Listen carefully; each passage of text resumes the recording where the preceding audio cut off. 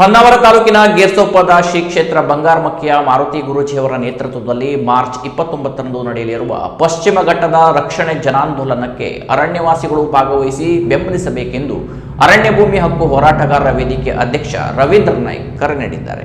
ಸಹ್ಯಾದ್ರಿ ಜ್ಞಾನ ಹಾಗೂ ಸಂರಕ್ಷಣಾ ಸಮಾವೇಶದ ಅಂಗವಾಗಿ ಮಾರ್ಚ್ 29 ಮುಂಜಾನೆ 10 ಗಂಟೆಗೆ ರವಿವಾರದಂದು ಹೊನ್ನಾವರ ತಾಲೂಕು ಗೇರಸೊಪ್ಪದ ಶ್ರೀ ಕ್ಷೇತ್ರ ಬಂಗಾರಮಕ್ಕಿ ಮಾರುತಿ ಗುರೂಜಿಯವರ ನೇತೃತ್ವದಲ್ಲಿ ಪಶ್ಚಿಮ ಘಟ್ಟದ ರಕ್ಷಣೆಗೆ ಜನಾಂದೋಲನದ ಕಾರ್ಯಕ್ರಮಕ್ಕೆ ಅರಣ್ಯವಾಸಿಗಳು ಭಾಗವಹಿಸಿ ಬೆಂಬಲಿಸಬೇಕೆಂದು ಅರಣ್ಯ ಭೂಮಿ ಹಕ್ಕು ಹೋರಾಟಗಾರರ ವೇದಿಕೆಯ ಅಧ್ಯಕ್ಷ ರವೀಂದ್ರ ನಾಯ್ಕ್ ಪ್ರಕಟಣೆಯಲ್ಲಿ ತಿಳಿಸಿದ್ದಾರೆ.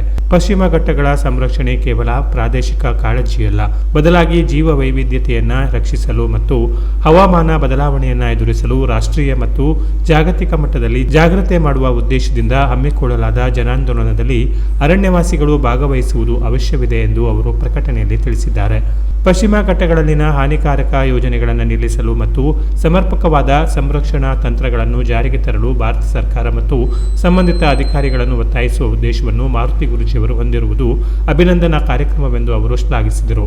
ಈ ಹಿನ್ನೆಲೆಯಲ್ಲಿ ಅರಣ್ಯವಾಸಿಗಳು ಸಕ್ರಿಯವಾಗಿ ಭಾಗವಹಿಸಲು ಅವರು ಪ್ರಕಟಣೆಯಲ್ಲಿ ಕರೆ ನೀಡಿದ್ದಾರೆ.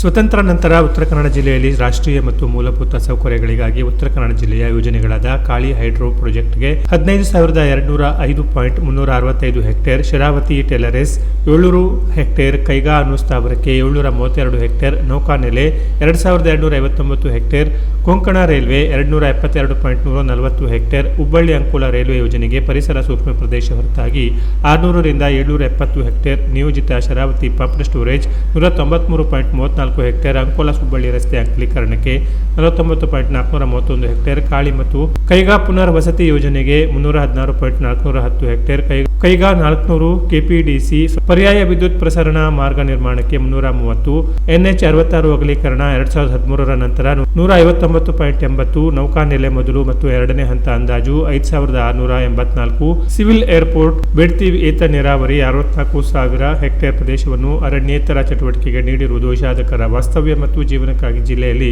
80,000 ಅರಣ್ಯವಾಸಿಗಳು ಸಾಗುವಳಿ ಕ್ಷೇತ್ರವಾದ 53,000 ಎಕರೆ ಪ್ರದೇಶ ಅರಣ್ಯವಾಸಿಗಳಿಗೆ ಒದಗಿಸದೇ ಇರುವುದು ವಿಷಾದಕರ. ಯೋಜನೆ ಬೇಡ, ಬದುಕಿಗಾಗಿ ಅರಣ್ಯವಾಸಿಗಳಿಗೆ ಅರಣ್ಯ ಭೂಮಿ ನೀಡುವುದು ಅವಶ್ಯವೆಂದು ರವೀಂದ್ರ ನಾಯ್ಕ್ ಪ್ರತಿಪಾದಿಸುತ್ತಾ ಮಾರ್ಚ್ 29ರಂದು ಗೇರಸೊಪ್ಪದಲ್ಲಿ ಮಾರುತಿ ಗುರೂಜಿಯವರ ನೇತೃತ್ವದಲ್ಲಿ ಜರುಗುವ ಅಭಿಯಾನಕ್ಕೆ ಹೆಚ್ಚಿನ ಸಂಖ್ಯೆಯಲ್ಲಿ ಭಾಗವಹಿಸಲು ಅವರು ಹೇಳಿದರು.